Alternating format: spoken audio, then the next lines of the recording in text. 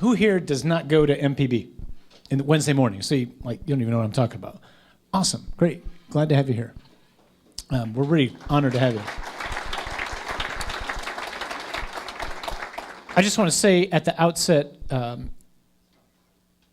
what I want to try to say with everybody is intended to be extremely inclusive. So I want to lay out a vision, okay? But in laying out the vision, presumably a number of us are going to go, I don't know that I'm there. If that's true, don't hear anything I'm saying as, I guess this isn't a place for me. We have lots of places for us. That's the beauty, I think, of what's going on here at Good Counsel. So, but it's just really crucial, I think, at the beginning of what we're about to do, to cast a vision and to, here's the image that's in my mind. So y'all got these little flyers, right? You got this guy in his soldier uniform or whatever. Who here's military? Served in the military. All right, so God bless and thank all of you.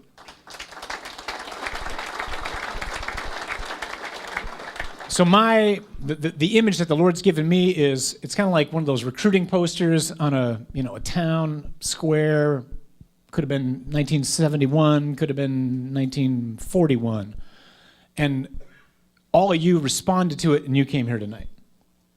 So you responded to something like a recruiting pitch or an invitation, and I'm here at the request of whoever the commanding officer is to lay out in front of you what the mission is. Okay, that's how I see what the Lord wants to communicate tonight. I say it that way because I'm convinced that a lot of us as Christians, we don't know the mission. Like, in fact, I've heard the Lord say to me, my church does not have my mind about who I am, what it means to follow me, and what the mission is. That's not to say you or our parish, but it is to say his church. I really feel like the Lord's got something he wants to do with us, especially as his disciples. So I was thinking of a girl who, she's not a girl, she's a woman, who I was privileged to witness her wedding some years ago, and she was a pretty high-ranking officer in the military. She was over in Iraq and Afghanistan and went through trauma like everybody who's been over there went through, and at one point she was just crying, and I asked her, I says, when did everything change for you over there? Because she was really weeping. And she says, it changed when I no longer believed in the mission. So the military is constantly trying to lay clear the objective and the mission so that everybody can be on board so that we can accomplish what it is that we're setting out to do. I think the Lord wants to do that tonight in a particular way. That's all I really want to try to do with us tonight.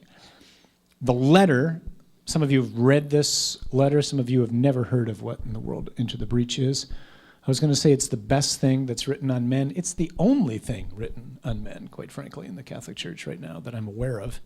I just saw one thesis that a young guy wrote, a young priest who just graduated, who wrote something like The Dignity and Vocation of Men. But other than those two things, I don't know anything that's out there. So I want to just talk about the clarity on the mission and get clear to the objective, and just, to stick with that image of the guy who's given the spiel to everybody who showed up. Some of us tonight might hear the mission and go, not interested. That's okay. Some of us might go, oh, intriguing. Don't know that I'm qualified or ready to do that yet. That's okay. We got lots of things to work with, guys. But we just need clarity on the mission. So think to yourselves real quick, what's the mission?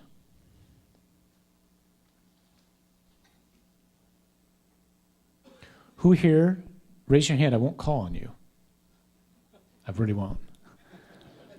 Raise your hand if you feel confident 100% that you could stand up in front of all your brothers right now and go, I know the mission.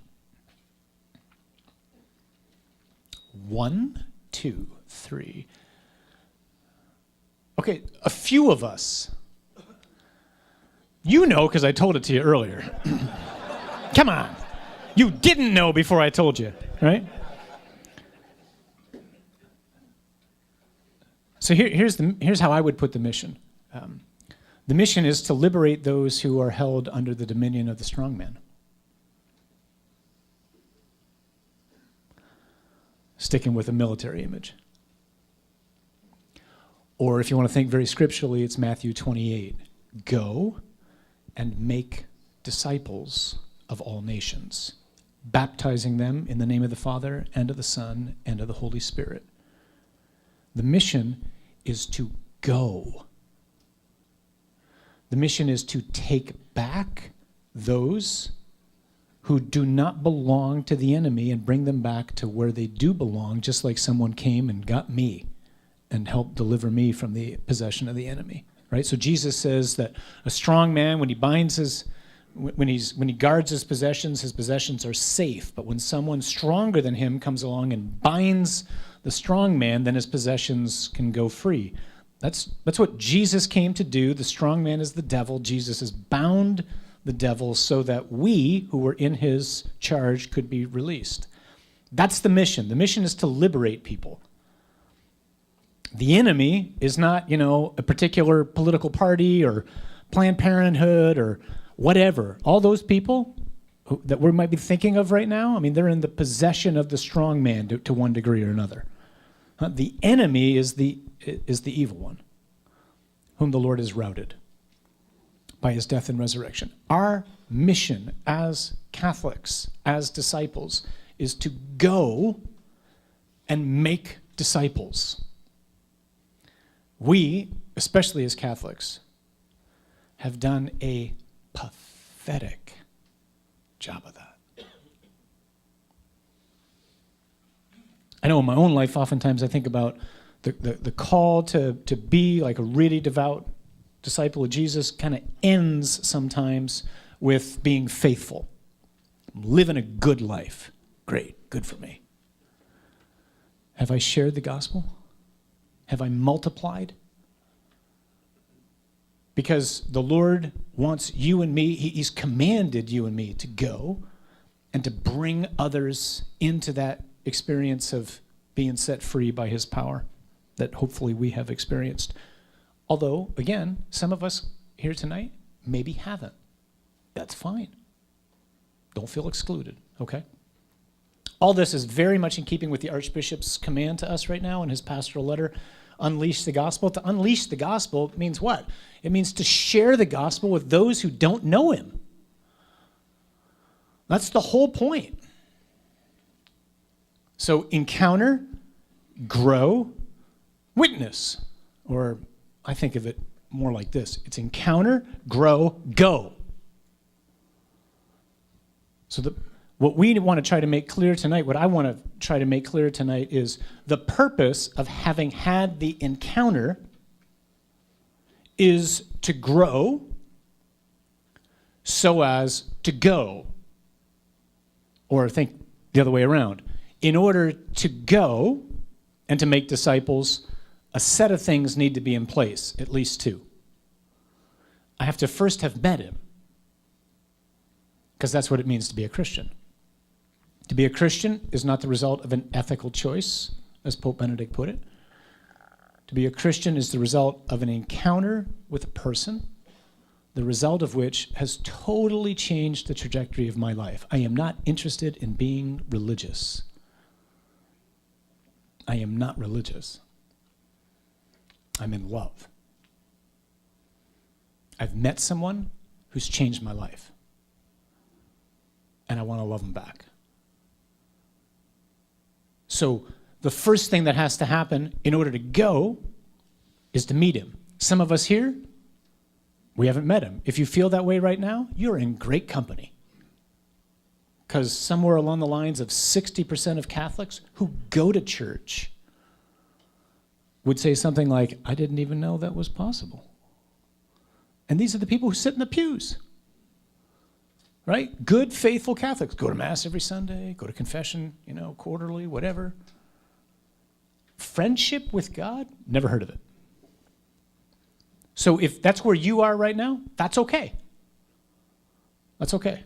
That's why we do things like Alpha, or we do things like RCIA. Those things and other opportunities like them, experiences like them, they're intended for those of us who, as we look at our lives, can just go, that's me. I don't know him.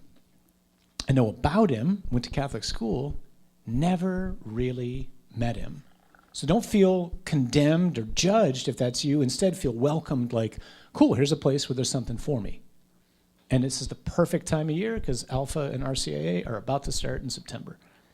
So if that's where you are, great. You might want to think coming out of tonight, maybe I should go to RCIA, which stands for Rite of Christian Initiation for Adults. For those of you who don't know, that's why we call it Becoming Catholic, because that's way too long, right? Or maybe you're like, yeah, I'm up for the box bar. That's where we do Alpha sometimes, or in some people's homes. Alpha is just a convenient, really wondrous experiential opportunity to grow in an opportunity to meet the Lord and to grow in communion with others, okay? So first prerequisite to accomplish the mission, which is what?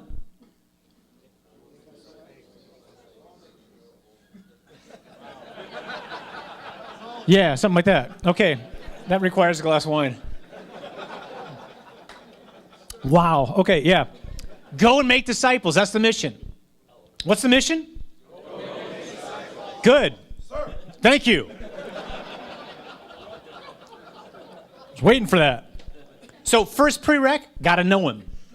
Got to encounter him. That's the E for encounter, grow, witness. EGW, okay? The second one needs some further explanation, I think. We throw around the term disciple all the time. At least here we do. A lot of us, and perhaps growing up, that was a word we were familiar with only perhaps from the scriptures, or maybe because we grew up evangelical. What in the world is a disciple?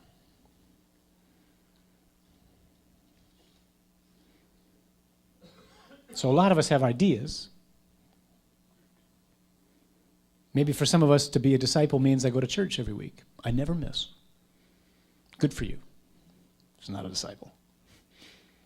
I not only go to church every week, I go to confession pretty regularly, especially when I need it. Awesome. It's not a disciple. I even give some money. Wow. Bully for you. It's not a disciple. Heard somebody say it this way just recently, and I think this is how I would encourage us to think about this. To be a disciple means I am striving doesn't mean I'm there, okay? I am striving to bring, I'd write this down, brothers. I am striving to bring every area of my life under the lordship of Jesus.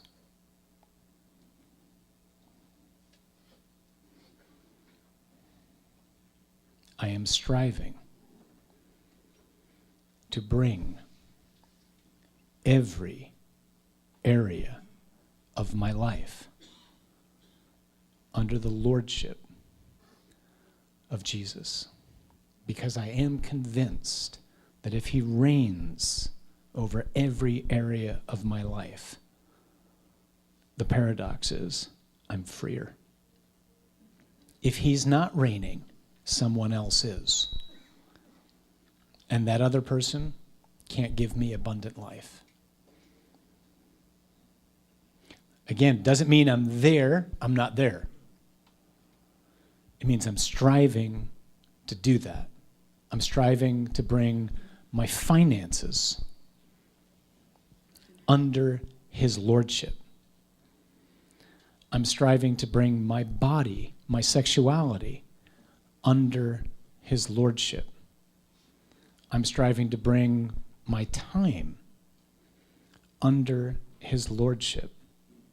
Everything in my life under his rule. Now, presumably, a lot of us are not there. not even thinking about it, that's okay too. Don't feel like, guess this isn't the place for me. If that's you, this is the place. We got things we can do. Could be an accountability group. Sounds like I've got a bad habit I'm trying to beat. That might be true. But accountability group's just like a group of guys I get together with regularly, and we talk about these things. They're guys that I trust, care for me, love me enough to go, Tom, what in the hell are you doing? Like, that's love at times, right? So if that's where I am, maybe I've met the Lord, I'm not even thinking about putting everything under the lordship of Jesus, but I want the mission. Then there's a place for us to think about what we want to get involved with so I can grow. But the point of everything tonight is simply to make clear the objective in this battle. The objective in the battle, as the Archbishop puts it, is to help Jesus get his world back. With the deep conviction that knowing Jesus is, in fact, the best gift anyone can ever receive. And the reason we make him known, as Pope Francis says, is because it's our greatest joy. Why don't so many Catholics make him known? Maybe we're afraid sometimes. Maybe we don't know what to say. Here's the problem, I'm afraid. A lot of us don't make him known because deep down, I'm just not really convinced that knowing him matters all that much. Really hasn't changed my life. Because maybe I don't know him. And so I just don't feel any sense of urgency. Because everybody gets to heaven. Except for Hussein. Or Hitler. Or Stalin. But we all go. All the people I know go. Surely. And there's really not that much difference in being a Christian. I can't think of any other reason why we don't share the gospel. If I knew the Lord and he totally changed my life, he set me free, he brought me into abundant life, I would tell everybody. Not like some, joker on a square with well, maybe sometimes I'm like that, but I would be eager to share what it is, who it is I've met who's changed my life. Because that's what we do when we meet people who change our lives. Make sense?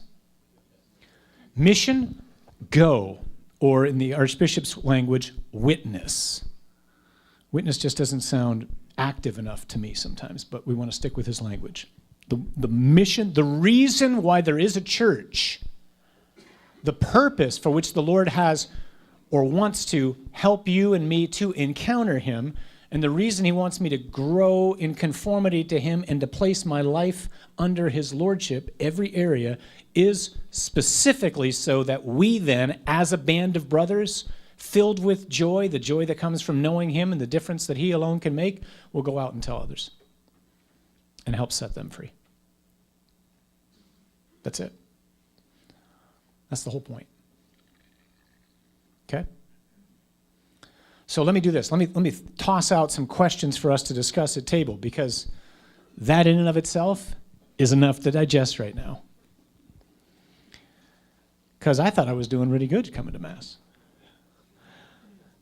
And the bar just got raised. Like, this is a heck of a high bar. Like, there is no mission that rivals this. Nothing can compare with this. With helping to lead another person into a life-changing encounter with the person of Jesus, who is Lord, who walks atop the sea, who holds the mystery of death in his hands and who can remedy me from it. Nothing can compare with this. So let me suggest we spend some time talking about these things. First, can I articulate the mission? All right? And don't just say, yeah, I think I can. Do it with each other. Just point to each other. Tony, what's the mission? Go make disciples. That's great. All right. Second, huge. Do I believe the mission is worth it?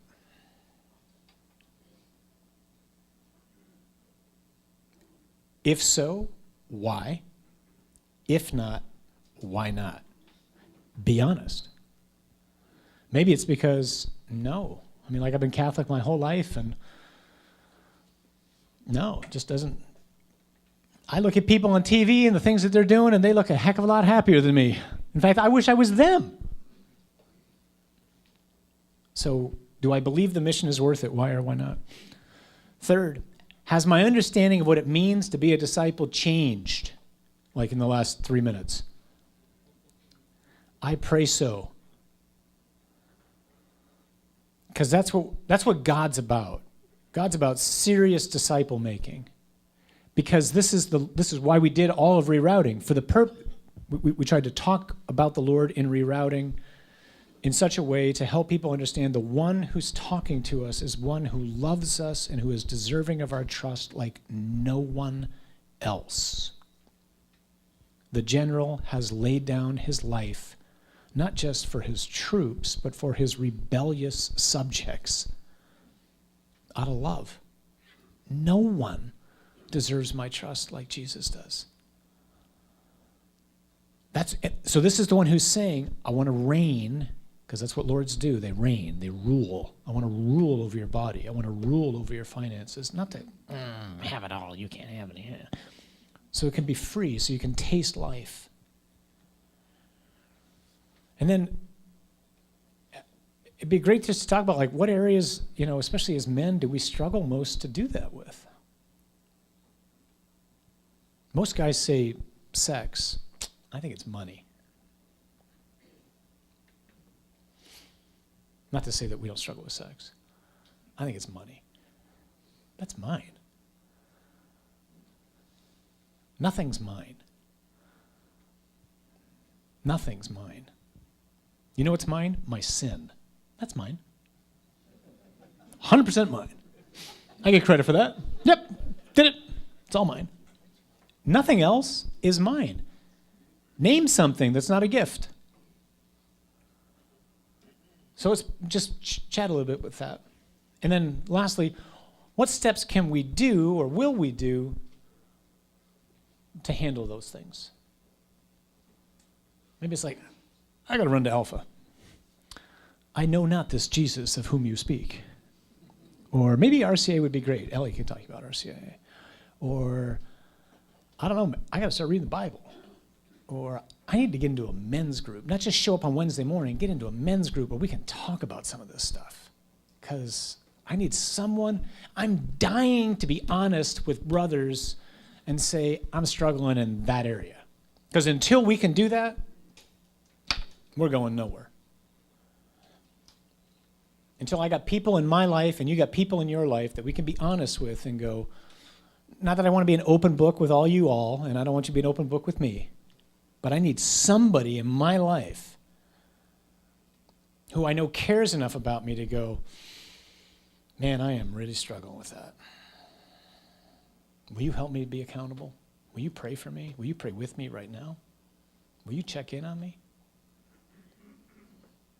And men, by and large, we don't have that. We got John Wayne's mentality. Rugged individual, I can do it on my own.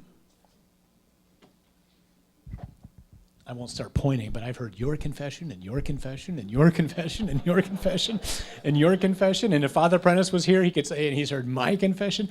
Ain't nobody here all together. Get over it. Remember that scene in Hacksaw? I'll end with this. So Hacksaw, they're all in the barracks when they first begin, right? So they're there, they're walking through the barracks, and they're all like preening, right? They're all like a bunch of peacocks showing off. The one guy's doing pull-ups. Remember? No clothes on, doing pull-ups. Like, hey, check me out, man. Other guys are sitting there playing cards. They're real cool. I'm not fazed by anything. Everybody's putting on a facade. That's what we do often as men. Yeah, I'm good, man. I got this. I'm not nervous. It's just a war. And then all of a sudden they're in Okinawa, and the masks are gone. And they're screaming, and they're bleeding, and they're crying, and they're sweating. And the paradox is, and they're closer then to each other than they ever were in that barracks. Because now you know me as I am, and I know you're still with me. Before that, I was putting on a facade, hoping to impress you. Now there's no impressing. I'm scaredless. But you're here with me, and I'm okay. That's the gift of brotherhood. Okay? All right, let's dive in.